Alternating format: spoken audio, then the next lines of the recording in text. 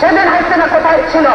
এতগুলো অফিসারকে মারল, 57 জন অফিসারকে হত্যা করল। সেদিন এখন হাসিনার এই ফোর্স কোথায় ছিল?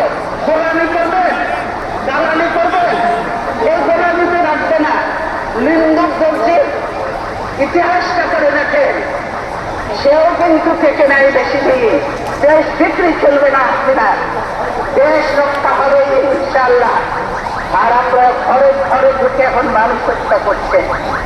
মনে করেন যে এগুলোর হিসাব নেই। এই মা বোনের কান্না, ওই আলো নেতিদের কান্না, ওই বিজেপির অফিসারদের ওয়াইফের কান্না, এগুলি কি বেঁচে যাবে? এগুলি কোনোদিনও বেঁচা যাবে না।